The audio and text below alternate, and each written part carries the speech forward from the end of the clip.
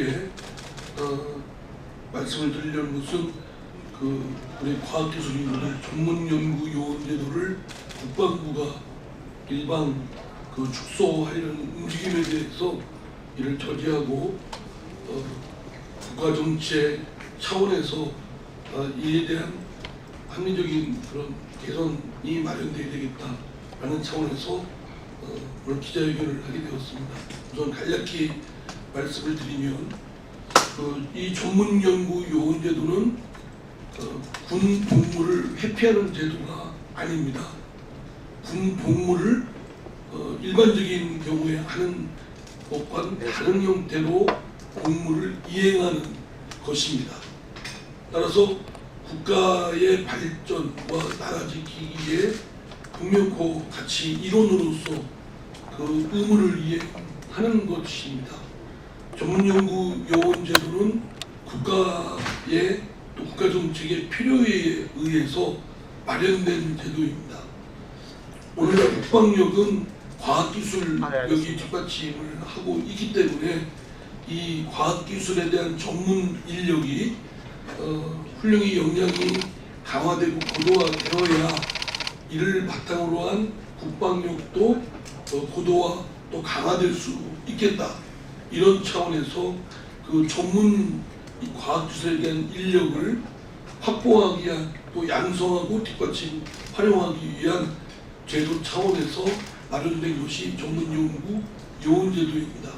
뿐만 아니라 이 전문연구요원제도는 군복무를 일반적인 복무 형태가 아닌 병영생활이 아닌 형태로 이행을 하지만 결국 국가의 산업계 또 과학기술 연구계 또 교육계에 이것이 필수적으로 필요한 부분이기 때문에 산업계와 또 과학기술계 또 교육계에서 전문연구제도의 감축이나 폐지가 아니고 이것이 더욱 확충될 수 있도록 저희 국회에 많은 요구를 해왔습니다. 그럼에도 불구하고 국방부가 단순히 병력 인력이 저출산으로 인해서 준다 또는 사회적 불형평성이 야기된다 이런 등등의 이유를 들어 하지만 이것은 옳지 않은 근거이고 방침이다라고 생각됩니다. 우선 말씀드린 대로 국방력은 단순한 사람의 숫자에 의해서 국방력이 좌우되는 것이 아니라 첨단 과학기술의 수준 그리고 우수한 인력의 확보 또 그의 강화에 달려있는 것인 만큼 이 전문연구요원제도는 국방력을 강화하는 데 직접적으로 핵심 요소입니다.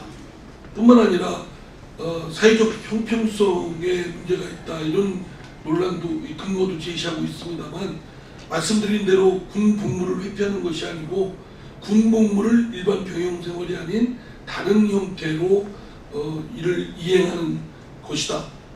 그러면서 우리나라 산업계 또 과학기술 연구계 또 교육계에 크게 기여를 하고 있다.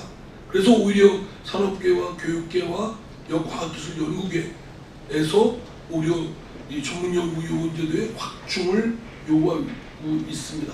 따라서 사회적 형평이 맞지 않다라는 것 또한 타당한 논거가 아닙니다. 이와 같은 취지에서 전문연구요원제도의 폐지나 감축은 말이 안 되고 이에 확충이 더 필요하다.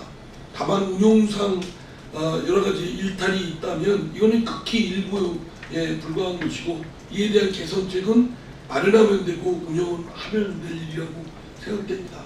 다소 지역적인 일탈이 있다고 해서 극히 일부의 어긋남이 있다고 해서 이 제도의 자체를 폐지하거나 감축하는 건 매우 마땅치 않은 국가정책이다라는 말씀을 다시 한번 드립니다.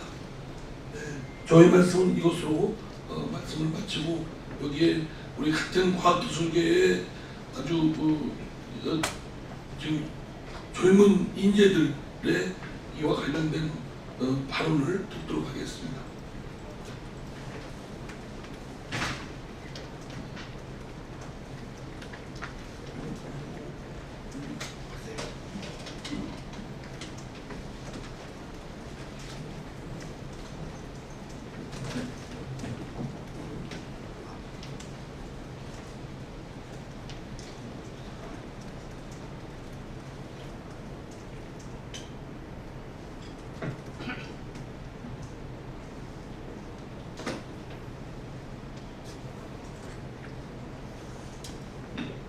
저하고 이름이 똑같은 우리 자연과학도입니다.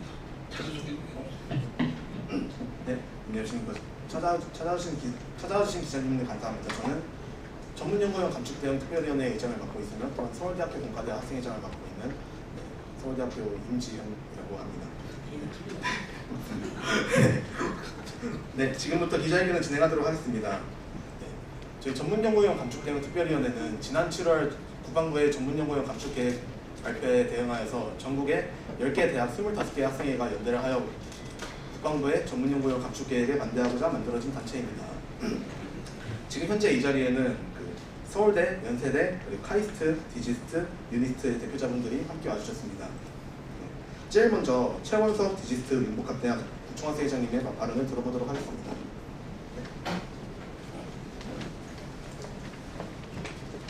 안녕하십니까. 대우경북과학기술원 부총학생회장 최원석입니다. 국민 여러분, 전문연구원 제도는 대한민국에 필요한 제도입니다. 이는 어린 학생들의 어리광이 아닙니다. 나라를 생각하고 미래를 걱정하는 청년의 목소리입니다. 국방부는 2016년에 이어 다시 전문형 감축안을 꺼내 들었습니다. 3년 전에 이미 전문가들의 반대에 부딪혀 백지화되었던 것을 다시 내놓는 의도가 저희는 궁금합니다. 지금까지 나왔던 많은 분들의 말씀은 듣지 않고 그저 적당한 시기를 노려 안을 관찰하는 것이 아닌지 저희는 정말 걱정이 됩니다. 이 기자회견과 더불어 많은 단체에서 성명서를 발표했습니다. 부디 이번엔 저희의 말을 귀담아 들어주시기 바랍니다. 국방부는 아까 의원님께서 말씀하신 대로 병력 자원 감소와 군복무 형평성의 이유를 들어 전문연을 감축하려고 합니다. 하지만 이는 대단히 시대착오적인 발상입니다. 국방의 패러다임은 변해야 합니다.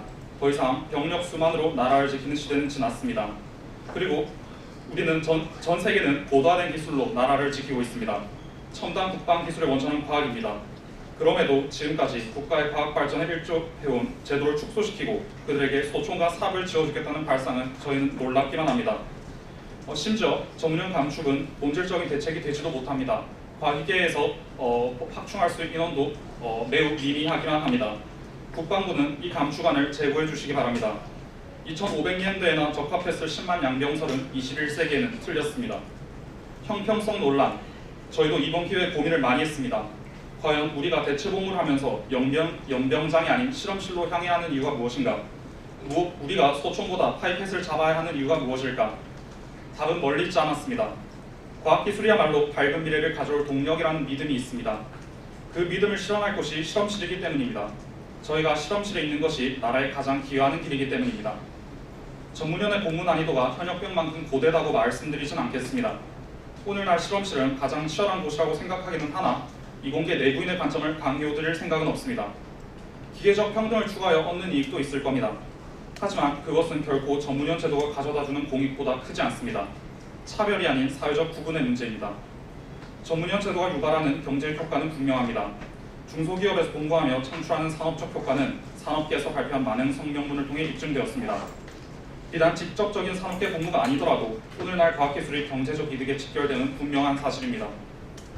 최근 일본의 수출 규제권에서 보았듯이 부족한 기초과학은 어느 순간 갑자기 심각한 경제적 타격으로 다가올 수 있습니다. 국가가 말하는 4차 산업혁명, 과학기술에서 비롯되는 아이디어가 막대한 부가가치를 창출하는 시대입니다. 모든 수를 동원해서 국가 과학 역량을 키워야 할 때입니다. 그런데 국방부는 전문형 감축을 말합니다. 그러면서도 과학기술계와 산업계가 받을 그 피해에 아무런 대안도 제시하지 않습니다. 국방부가 해야 할 것은 전문연 제도를 어떻게 더 효과적으로 운용할지 강구하는 것입니다. 전문연 제도는 국방부와 과학기술계, 저희에게 내리는 시혜가 아닙니다. 더 장기적인 관점에서 국방기술, 산업, 경제, 과학기술, 인재 양성이 어우러진 국가 전략이어야 합니다. 부디 현명한 선택을 내려주시길 기대합니다.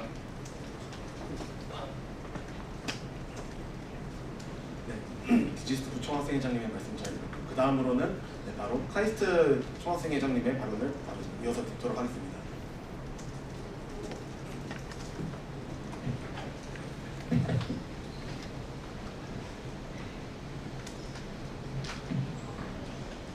네, 안녕하십니까. 카이스트 학부 총학생회장 권한대 유준석입니다. 저는 오늘 전문연구원 제도 감축 기조와 이공계 대학원 및 산업계 그리고 학생들에게 가지고 올 부정적인 영향에 대하여 이야기해볼까 합니다. 전문연구원 제도는 병역 자원 일부를 순 필요 인원 충원에 지장이 없는 범위 내에서 국가의 산업의 국성 발전과 경쟁력 제고를 위하여 병무청장이 선정한 병역 지정 업체에서 연구 또는 제조 생산 인력으로 활용하도록 지원하는 제도입니다. 이 제도는 1973년 도입된 이래 대한민국의 과학기술력 및 국방력 향상에 크게 이바지해 왔습니다. 당장 수치적인 부분만 보더라도 전문연구위원 한 명이 창출하는 경제적 이익은 9억 200만 원에 달합니다. 수치 이면에 현실적인 내부 사정으로 들어가 보아도 전문연구위원의 긍정적인 호감은 자명합니다. 이미 전문연구위원은 대한민국 많은 이공계 연구실과 중소기업의 근간을 가지고 있습니다. 많은 수의 기술 기반 중소기업은 전문연구위원을 의지하여 연구 환경을 조성하고 신제품 기술을 개발하고 있습니다. 또한 대한민국 과학기술의 근간이라고 할 수 있는 이공계 연구실은 전문연 제도의 효과로 국내 대학원에 진학하기로 결심한 학생들에 의하여 매년 일정한 수의 연구자들을 보장받고 있습니다. 그러나 지금 이런 전문연 제도가 흔들리고 있습니다. 실제로 전문연 제도가 축소된다면 얼마나 축소될지 아직 잘 모르겠습니다. 그러나 이러한 불확실함이 이미 학생들을 움직이게 만들고 있습니다. 저는 요즘 제 주변의 친구들과 선후배들이 동시에 우르르 입대하는 현상을 목격하고 있습니다. 그동안 전문연구위원을 하기로 결심하고 현역으로 입대하지 않던 사람들이 갑자기 비슷한 시기에 입대를 결정하는 이유는 많지 않다고 생각합니다. 가장 큰 이유는 전문연구위원 제도의 불확실성이 갑자기 커졌기 때문이거나 혹은 그로 인해 군대를 가는 친구들을 보고 동조하기 때문일 것입니다. 전문연구위원이 조금이라도 감축된다면 선발되는 학생의 수는 딱 감축된 만큼 줄어들겠지만 학생들이 느끼는 불확실성의 증대는 보다 훨씬 클 것입니다. 그리고 이는 많은 학생들로 하여금 전문연구위원 선택을 포기하게 만들어 이공계 대학원, 산업계에 큰 타격을 줄 것입니다. 예시로 저희가 몸담고 있는 이공계 대학원을 살펴보면 박사과정에 합격한다면 전문연구위원 편입이 상당히 보장되도록 운영해온 카이스트의 경우 여태까지는 1대2에서 3 정도 되는 높은 대학원 경쟁률을 유지하고는 있습니다. 하지만 입학 시에 전문연구위원 편입이 불확실한 타대의 이공계 대학원의 경쟁률은 최근 몇 년간 미달입니다. 반면 세부적인 제도엔 차이가 있어 직접 비교는 어렵지만 전문연구위원이 감축된다면 카이스트뿐만 아니라 모든 이공계 대학원이 비슷한 상황을 겪을 것은 분명합니다. 이렇게 전문연을 포기하고 현역을 가는 학생들에게 닥치는 학업 단절은 또 다른 문제입니다. 대부분 학생들은 시기의 차이는 있지만 어느 정도 앞을 내다보고 인생의 방향성을 정합니다. 많은 이공계 학생들은 그동안은 전문연구위원 제도가 안정적으로 유지되어 왔기에 그것에 기반하여 자신들의 미래 계획을 정해왔습니다. 그러나 이런 학생들에게 이런 갑작스러운 전문연 감축 발표는 천재지변에 가깝습니다. 심각한 경우 지금까지 자신이 해왔던 자신의 방향으로 가려는 많은 노력을 얻고 새로 시작해야 할 수도 있기 때문입니다. 이 학생들은 불확실성의 증가로 인해 지금 당장 군 입대를 선택하더라도 다른 학생들보다 2, 3년 정도 늦은 시기, 즉 졸업 즈음에 입대하여 학업 단절로 인한 피해를 더 크게 보게 됩니다. 이렇게 전문연구위원 제도 감축 기조는 벌써 이미 부정적인 방향으로 연구계, 산업계, 학생들의 삶에 영향을 주고 있습니다. 정부는 수십 년간 지속되어 왔던 전문연구위원 제도가 존재함을 전제로 설계되었던 많은 국내 이공계 대학원과 산업계 그리고 학생들에게 최대한 피해가 없도록 정책을 점진적으로 시행할 의무가 있습니다.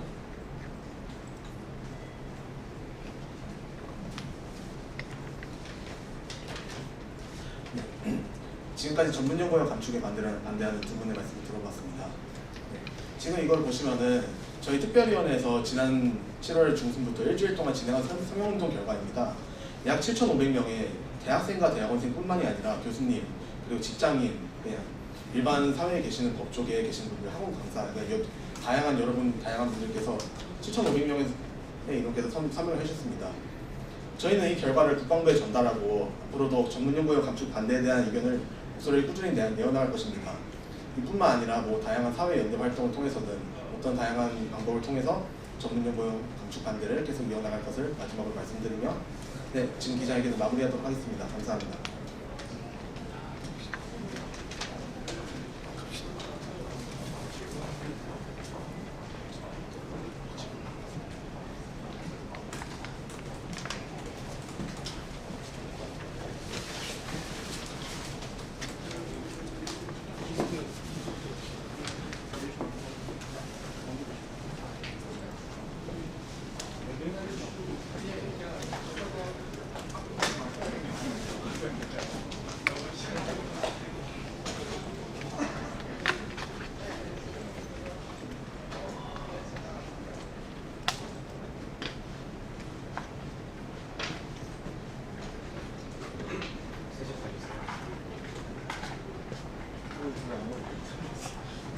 이것도 나 아닌데. 아 원래 아니에요? 네, 원래 아닌데.